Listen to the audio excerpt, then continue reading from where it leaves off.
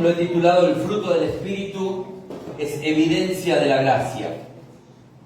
Y Dios en esencia es amor. Y es innegable, ¿no?, que en el diseño de la gracia se origina en el amor de Dios. El diseño de la gracia está originado en el amor de Dios. Y el Eterno podría haber elegido dejarnos en el viejo pacto, que nos arregláramos con la ley, que enfrentáramos el juicio, nosotros siendo cada uno de nosotros los abogados de nuestras propias acciones. Él podría haber dicho, bueno, ya está, ustedes dijeron esto, mañana vendrán al juicio y verán cómo se podrán defender. Pero casi de manera automática la caída en Génesis 3:15 no aparece esa promesa de restauración con el protoevangelio. Y la doctrina de los cristianos, nuestra doctrina es trinitaria, por tanto el Padre, el Hijo y el Espíritu Santo tienen la misma esencia. Y por eso resalto también la importancia que la obra no terminó con la cruz. La muerte y la resurrección de Cristo no terminó ahí, no con la cruz, con la muerte, con la resurrección. Para la regeneración y la instauración de la gracia en los creyentes, era necesario que quedara la presencia del Espíritu Santo para completar la obra de Cristo en nosotros. Porque ahora, ¿no?, cada creyente se transformó en un tabernáculo viviente. Esto que vimos tanto el año pasado. Cuando el Espíritu Santo opera en lo invisible, escúchenme bien lo que les voy a decir. Cuando el Espíritu Santo opera en lo invisible, en lo profundo de nuestro corazón, la evidencia de la gracia se hace visible en nuestras acciones. Y a través de las manifestaciones del fruto del Espíritu. Así que el objetivo central y principal es lograr una transformación interna para que luego la evidencia, cuando hay una transformación interna, la evidencia se hace externa en una vida. ¿Sí? Alguien ve y dice, ¿qué pasó con este? ¿Cómo tiene este cambio? ¿Qué hizo que esta persona cambiara tanto su actitud, su manera de pensar, su manera de moverse? Lo emocionante de la gracia de Cristo es que no solo nos declaró justos en la cruz, pagando, porque la única manera que era declarar la justicia era pagar la deuda, y Él no se queda en ese acto salvífico y ya. Sabemos todos que somos pecadores, ¿no? Somos pecadores, lo sabemos, cada uno de nosotros sabemos que somos pecadores, y claro que lo somos. Y la gracia vino a solucionar esa deuda global. Bueno, a ver qué pasa, hay una deuda global. Sí, la deuda de ayer, la deuda de hoy y la de mañana. Porque mañana nos vamos a levantar y una nos vamos a mandar. ¿Sí? Es así. Entonces, ¿cuál es el objetivo del Espíritu Santo? Justamente que mañana seamos menos pecadores que hoy. Por eso el Espíritu Santo quedó acá abajo. Entonces decir, bueno, qué linda la cruz, vamos a seguir pecando, total mañana tenemos el perdón. No, el Espíritu Santo tiene el objetivo con nosotros de que mañana el pecado esté cada vez menos pegado en nuestra vida. Entonces Jesús logró el perdón para nosotros, pero el Espíritu no nos va a dejar en el estado en que conocimos a Cristo. Por eso es importante entender que va a trabajar en la regeneración de nuestro espíritu. Porque no es posible la gracia, hermanos, no es posible la gracia dentro de un odre viejo. Yo vengo hablando de los odres también. El Espíritu tiene la premisa de regenerarnos, hacernos nuevas criaturas, para que las manifestaciones del charis, ¿qué era el charis? La gracia. Para que las manifestaciones del charis sean visibles en nosotros. Cuando Jesús desarrolla la parábola de los odres ahí en Mateo 9 y en Marcos 2, lo hace a partir de que los escribas y los fariseos le preguntaban por qué él comía con publicanos y pecadores en el contexto que Jesús había llamado a Leví y había invitado a seguirlo a Leví, y también entra en su casa a comer, y ellos tenían a Leví como un pecador, y Jesús responde que los sanos no tienen necesidad de médicos sino los enfermos. Creo que Jesús es un poco irónico, porque si hay alguien que necesitaba médico, eran los escribas y los fariseos. Y Jesús le da a entender que estaba bien que ellos se crean justos y santos, pero la misión de Jesús era justamente tratar con el cáncer del pecado. Yo no vine a justos, vine a pecadores, yo vine a trabajar sobre esto. Mi venida es por esto. Cuando dice no vine a llamar a justos, sino a pecadores, se está refiriendo concretamente a la enfermedad religiosa y a la ritualidad. Si en el viejo pacto cumplías con la ritualidad de la ley, entonces era justo para los religiosos. No importaba si vos codiciabas a la mujer ajena, si en el fondo de tu corazón se entretejía el más perverso de los pecados. Ellos, no conforme con esto, que Jesús les responde, vuelven a preguntar: ¿por qué los discípulos de Juan ayunan muchas veces y hacen oraciones, y asimismo la de los fariseos? Está hablando de ellos mismos, porque son los escribas y fariseos los que preguntan, como diciendo: nuestros discípulos de Juan ayunan, ellos están perfectos, pero los tuyos comen y beben. Y se ponen espirituales estos muchachos. Están hablando de ayunar, una disciplina espiritual de pureza y santidad. Y el problema no era ayunar o no. Entiendan bien, porque Jesús quiere pegarle derecho a la ritualidad y a toda esa enfermedad religiosa que había.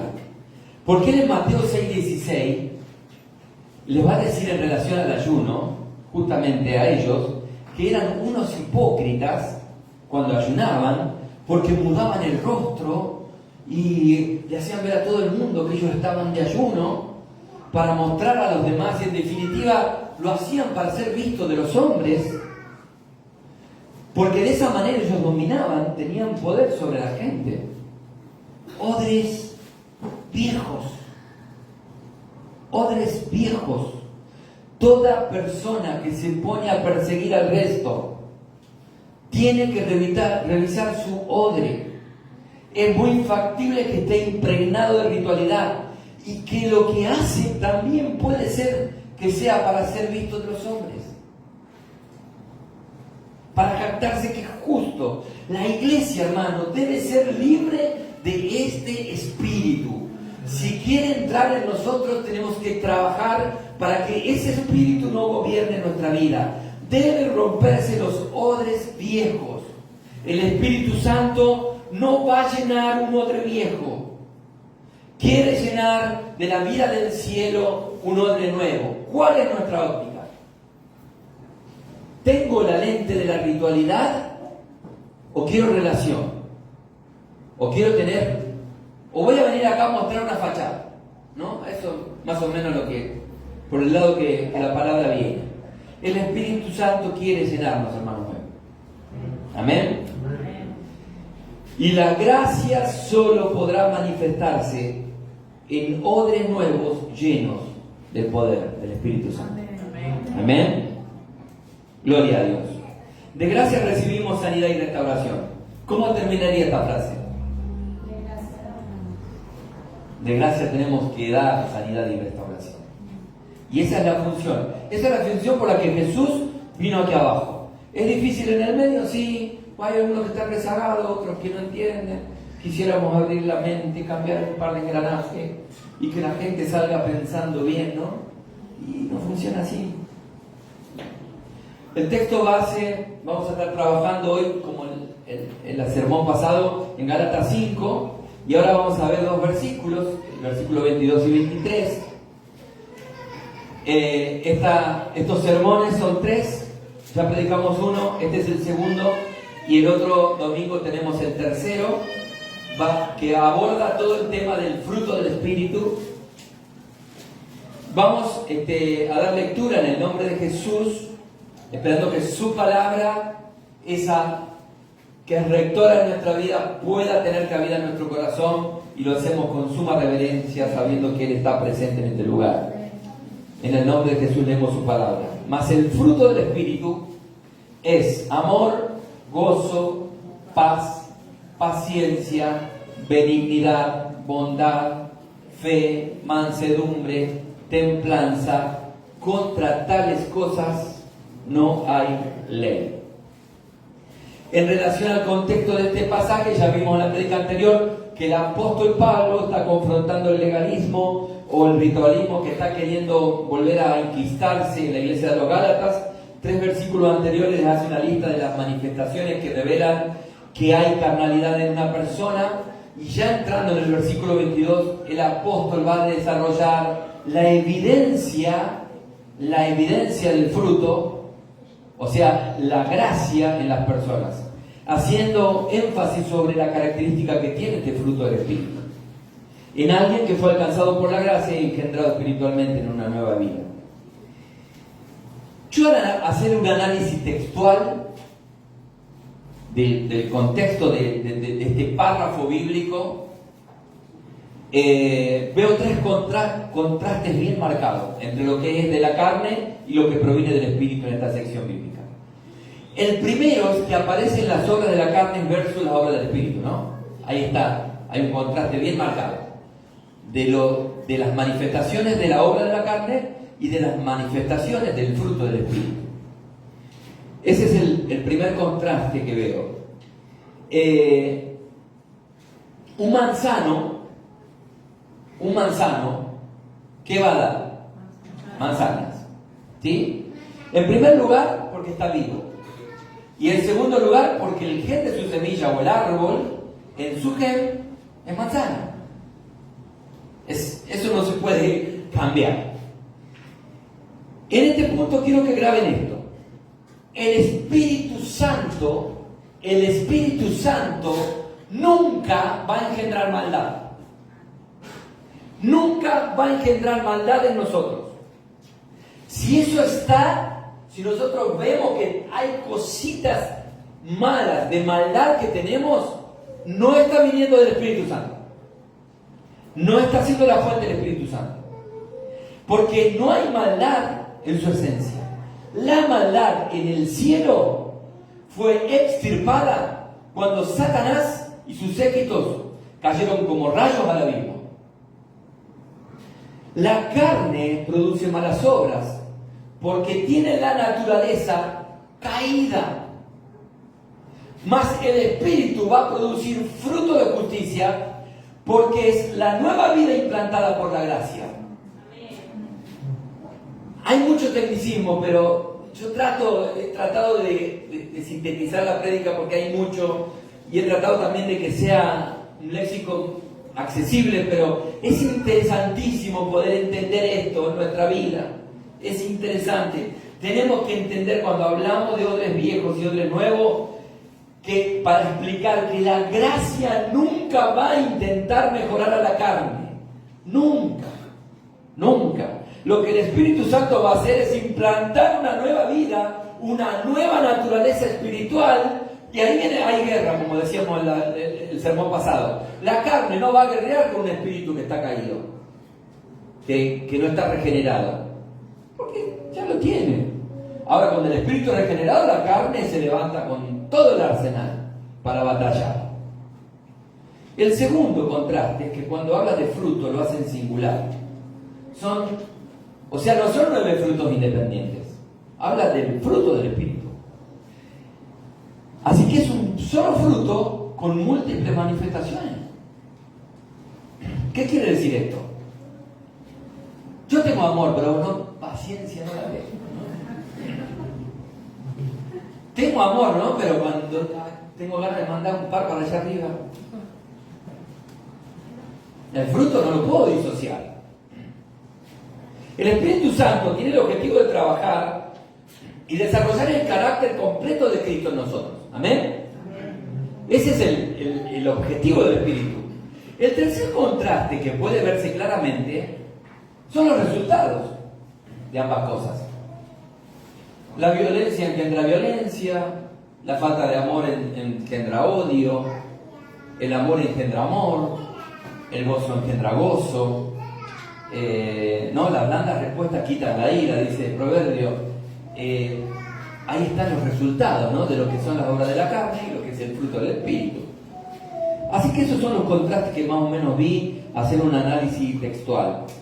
El legalismo nos va a gritar fuerte, esfuérzate más, metele remo, dale. Y esa característica es bien carnal, mientras la gracia nos va a decir de manera firme, permanece en Cristo. ¿Cuál es tu identidad? Somos pámpanos, no vid, permanece en Cristo. Y eso Jesús, yo había tocado en el sermón pasado el capítulo 15 de Juan, el versículo 4, pero en el 5, él vuelve a reafirmar este concepto. Yo soy la vid, vosotros los pámpanos. El que permanece en mí y yo en él, lleva mucho fruto y sigue en singular.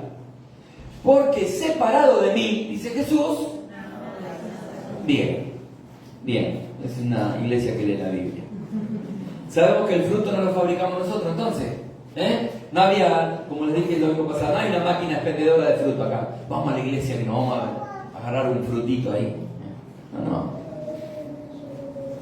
Es unido a la vid verdadera. El único que puede afirmar nuestros corazones y darle a nuestra mente la justa razón es Cristo. Es estar unido a Él.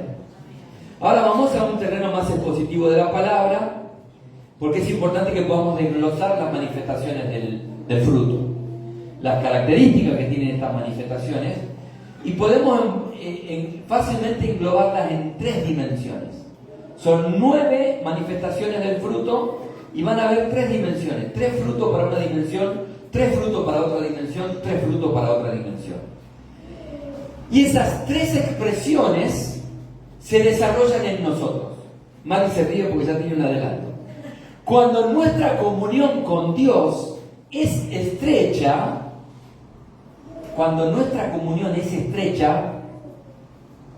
el trino Dios, que es amor, va a implantar amor en nosotros. El gozo verdadero viene de Dios y la paz que sobrepasa todo entendimiento también es impartida por Dios. Nosotros paz no tenemos,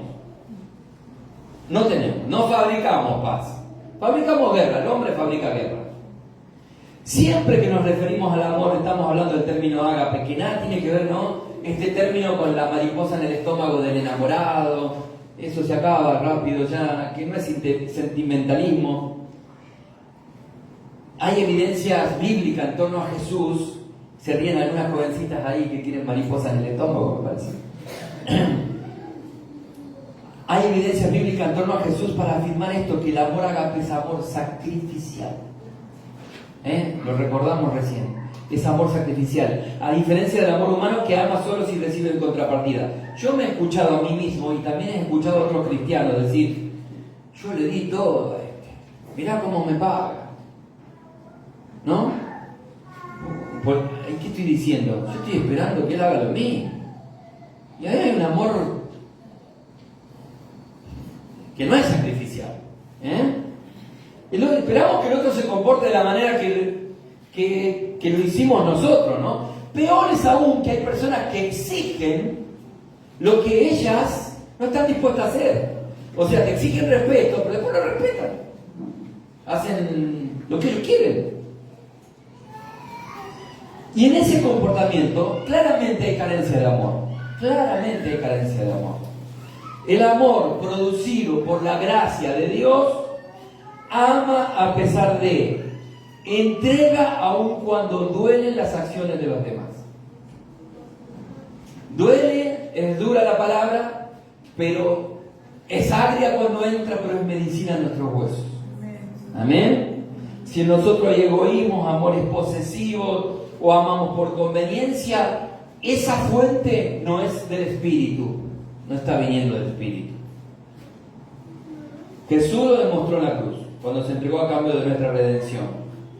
Sabía que íbamos a fallar una y mil veces. Fíjense Romanos 5:5, el apóstol Pablo dice por el Espíritu: el amor de Dios ha sido derramado, no está en nosotros, ha sido derramado en nuestros corazones por el Espíritu Santo que nos fue dado. Ahí está la fuente, esa es la conexión. podemos afirmar que si el Espíritu Santo no gobierna nuestra vida, vamos a amar por conveniencia. Así que cuando el Espíritu Santo hace la obra en nuestro interior, cuando yo le doy cabida en mi corazón, se acomoda todo lo que está a mi alrededor, porque yo comienzo a amar a mi cónyuge de manera diferente. A mis hijos lo empiezo a amar de manera diferente. ¿Me entienden? Y ahí se empieza a hacer evidencia. Por eso el fruto del Espíritu es evidencia de la gracia. Ahí se evidencia la gracia de una familia. Mirá cómo ha tocado el Señor esta familia. Hay gracia. Ya no hay violencia, ya hay un buen trato, ya hay una mancomunión. Gloria a Dios. Para nosotros es difícil lograr esto, hermano, pero no para el Espíritu Santo. El que tiene oído para oír, oiga lo que el Espíritu Santo está diciendo a la iglesia hoy. La segunda manifestación de esta primera dimensión que se desprende de nuestra relación con Dios, esta dimensión de los 3 primeros frutos, va a depender siempre de la relación que yo tengo con Dios. Yo me conecto a Dios, viene amor, viene gozo y viene paz. Cuando yo tengo relación con Dios, cuando hay vida devocional. Entonces, la segunda manifestación es el gozo. Y rápidamente no se trata de una alegría circunstancial. El gozo de la carne, es que cuando hacemos un viaje vamos re contentos, el día que se termina 10 días, 15, y después tenés que volver a trabajar, se termina, tiene fecha de vencimiento. Ese gozo tiene fecha de vencimiento. Conviene aclarar esto, ¿no? Que el gozo de la carne va a depender del contexto. Siempre. Sigo sin entender cómo Adán y Eva, estando en un paraíso, hablando con Dios todos los días, siendo amos y señores de la creación, porque el Señor le dijo, enseñorense, perdieron el contentamiento y se ponen a hablar con Satanás. El gozo del Espíritu nace, escuchen bien hermanos esto, el gozo del Espíritu nace de la reconciliación con Dios. Y David lo va a graficar bien en el Salmo 51, cuando él está buscando reconciliación porque había pecado, se había transformado en un asesino, en un adúltero, y sus huesos se envejecieron, está triste, está roto. Él se arrima en el Salmo 51 a Dios buscando la reconciliación por ese horrible pecado, pidiendo la creación de un nuevo corazón, solicitando regeneración cuando dice, renueva un espíritu recto dentro de mí, solicitando que vuelva el gozo, la reconciliación con Dios, hace que tengamos gozo, que vuelva el gozo de la salvación o de la reconciliación, y espíritu no me sustente. El gozo, hermanos, nunca será ausencia del problema. Los problemas están, tocan el timbre todos los días en casa.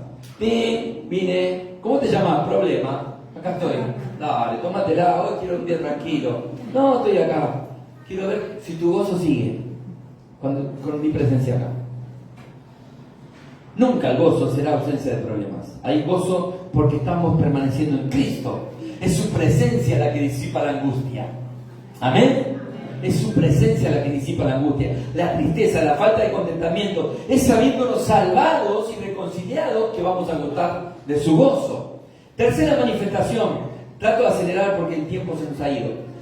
De esta primera dimensión que tiene que ver con nuestra relación con Dios, que es la paz. Que tampoco significa ausencia de guerra. La guerra toca el timbre a la mañana, a la tarde y a la noche, y él viene, hola paz, ¿dónde andás?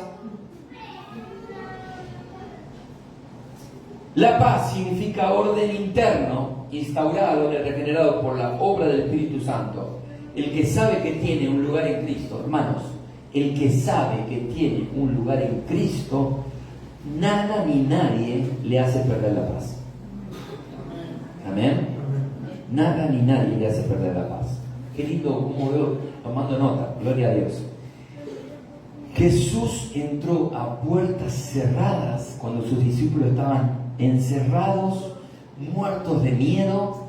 Está narrado en Juan 20 que en medio de la tristeza y del temor, porque habían matado al maestro y ellos podían correr la misma suerte. Si mataron a Jesús, ¿qué podía pasar con los discípulos? Mataban más rápido todavía, ¿no es cierto? Y ellos están ahí atemorizados a puerta cerrada, y entra Jesús, y ¿qué es lo primero que les dice? Paz a vosotros. Ese es el Espíritu Santo, pudiendo entrar en tu puerta cerrada, en la cámara más secreto, en ese lugar donde vos estás roto, estás viendo todo negro, el miedo te cauterizó el corazón, y Jesús puede entrar adentro de ese corazón, a puerta cerrada, aunque no le abras, Él entra y te dice, pasa tu vida. Gloria a Dios. Y dice la palabra, hay un secreto enorme, que luego sopló, cuando le dijo, pasa a vosotros, hizo, reciban el Espíritu Santo. La paz en nuestra vida es cuando habita el Espíritu Santo dentro nuestro. Así que hoy hay soplo del Espíritu Santo. Si hay guerra en tu vida y la paz se ha ido, hay soplo del Espíritu Santo. En el nombre de Jesús te suelto esta palabra de parte de Dios. En el nombre de Cristo Jesús. Sin el hálito en nosotros del Espíritu Santo nunca habrá paz. Y esto conecta directamente con la gracia. Porque la ley podía descubrir, controlar el comportamiento, pero nunca había podido darle paz. Al contrario, la ley era palillo. Se agarraban de los pelos. Agarraban piedra para matar. Era así. En conclusión, la paz es fruto de haber sido justificado por la gracia de Jesucristo. Nada ni nadie puede quitarnos la paz de Dios. Amén. Nada puede quitarte la paz. Así que si la guerra toca el timbre, que toque todas las veces que quiera. ¿Sí?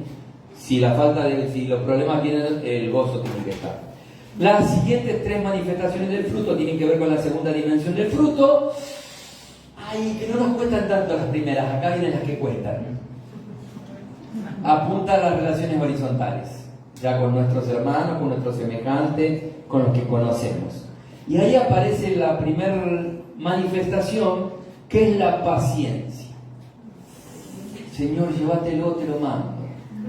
¿No? Ese dicho que tanto lo decimos, la paciencia. La carne reacciona ante la amenaza. La carne reacciona ante la amenaza.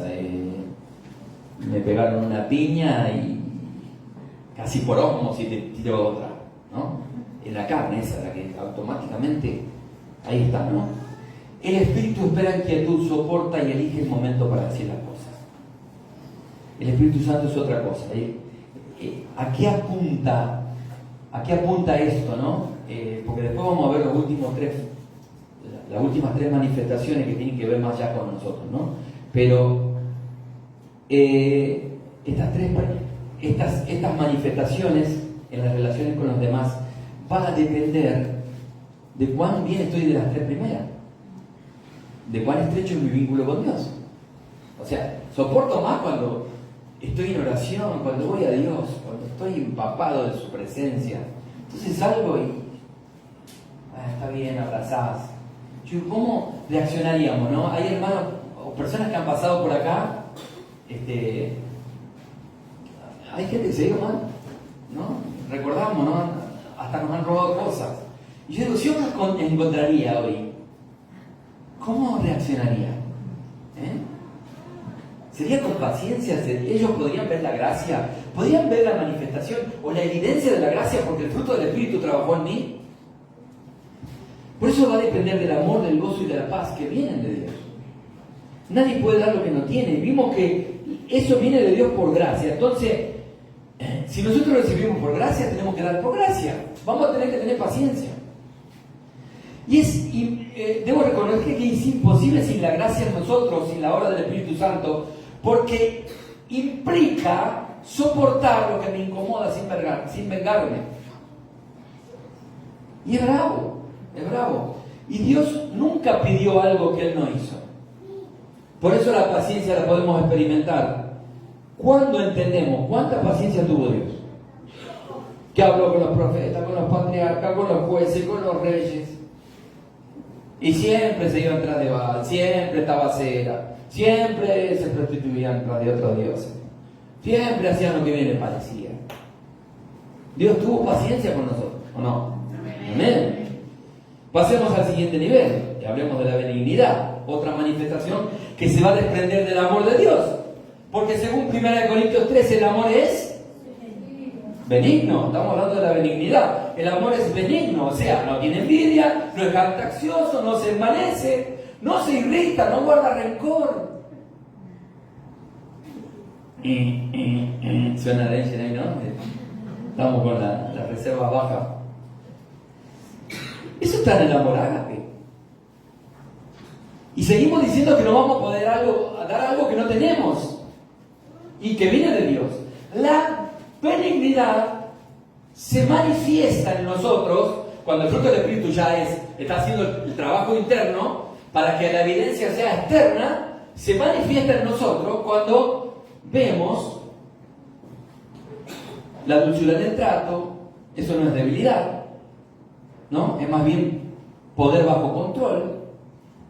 Ser benigno es actuar con limpia conciencia, pensando siempre bien de lo que el otro me dice o hace. Pensar bien. Porque hay personas que piensan mal ya, de por sí. Dicen,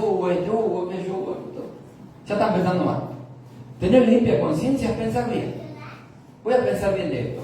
No, me lo dijo porque quiere que yo crezca. Me lo dijo porque quiere que yo avance.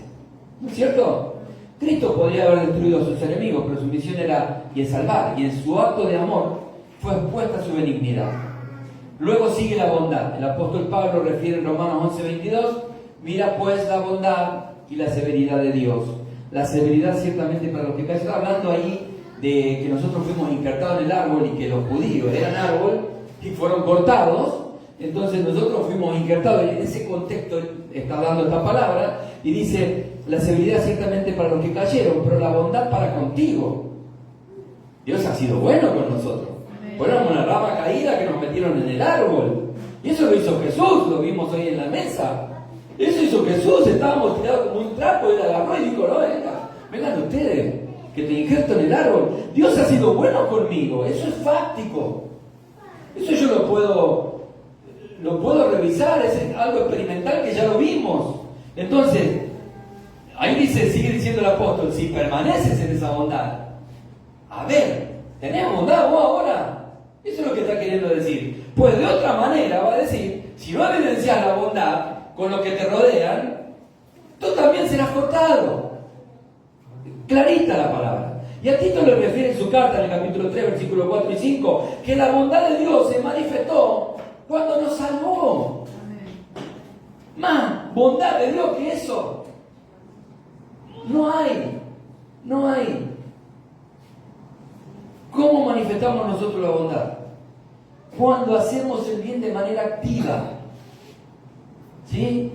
Y intencionalmente decidimos hacer el bien, sin esperar lo que el otro está haciendo, incluso pagando bien por mal.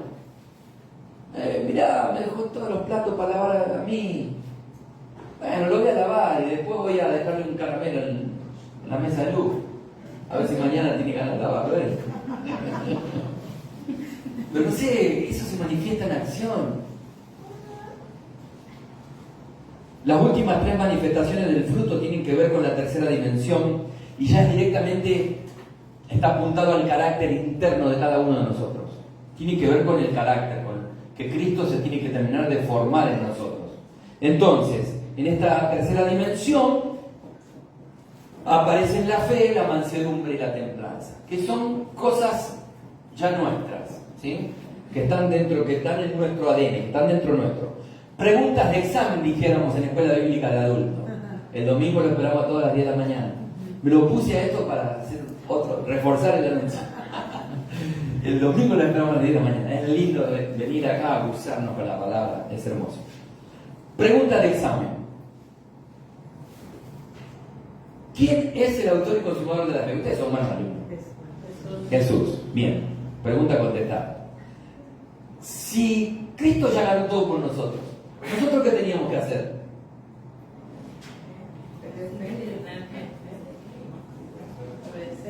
Lo leímos, lo dije en la predica pasada, lo dije recién. Juan 15. Permanecer. ¿Sí? Permanecer. Entonces, si nosotros tenemos que permanecer en el amado, la fe va a estar relacionada directamente a la fidelidad.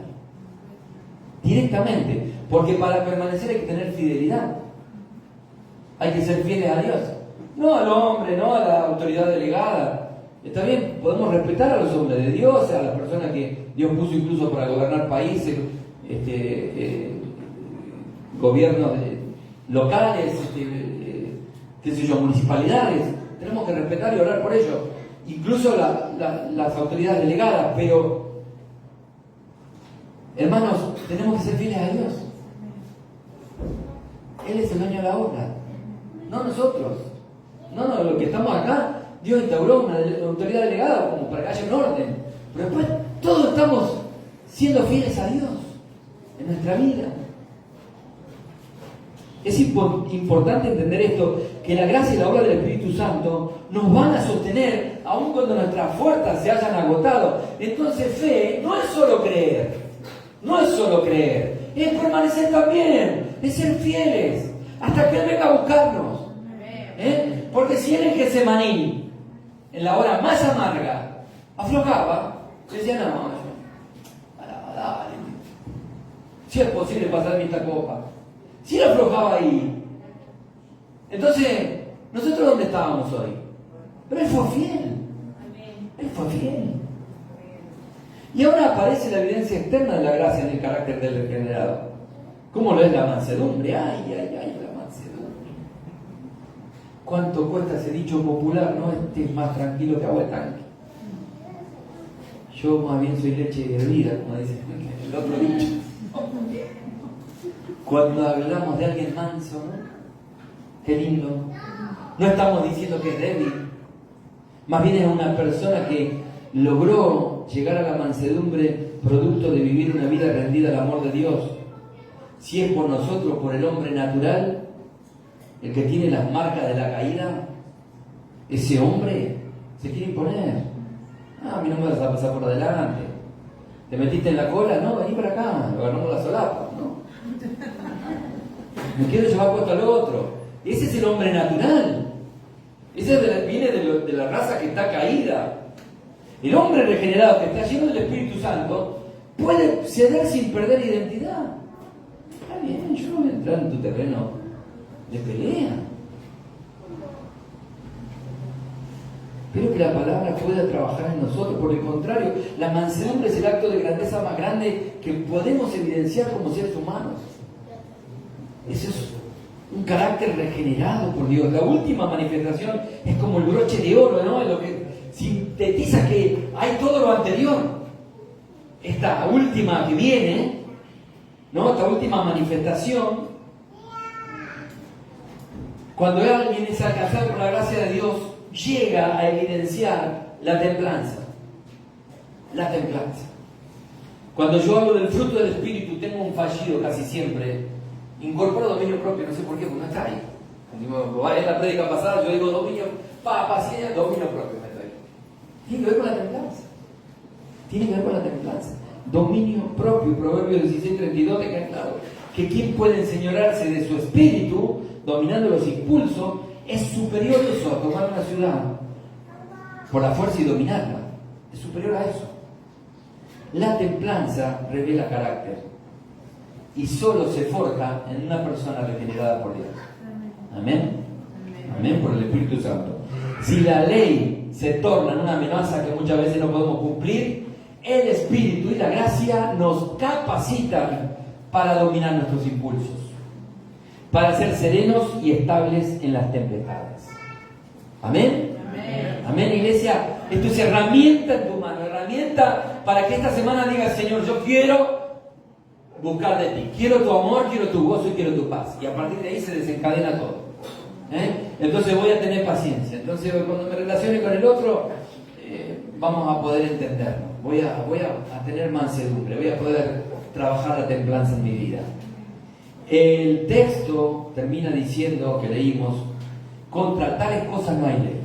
Esta manifestación que hace el apóstol Pablo es una declaración revolucionaria cuando dice: contra estas cosas, contra tales cosas no hay ley, hablando de esas manifestaciones que acaba de escribir él, hasta que llega la templanza. Contra esas cosas no hay ley, por una sencilla razón, que la ley regula lo externo, más el objetivo del Espíritu Santo es realizar una transformación interna en nosotros, algo que no pudo hacer la ley por sí misma. Mientras la ley dice no mates, no adulteres, el Espíritu produce amor, pureza y dominio propio para no hacerlo. Y ahí está la diferencia. La ley te dice, no mates, no adulteres. No puedo, quiero matar a alguien, quiero adulterar. El amor, la pureza y el dominio propio que vienen de Dios te dan la fuerza para no hacerlo. Qué interesante, Jesús fue claro en el Sermón de la Montaña cuando en Mateo 5, versículos 21 y 22 dice: oíste que fue dicho a los antiguos, no matarás, y cualquiera que matare será culpable de juicio. Pero yo os digo que cualquiera que se enoje contra su hermano será culpable de juicio, cualquiera que diga necio a su hermano será culpable ante el concilio, y cualquiera que le diga fatuo quedará expuesto al infierno de fuego.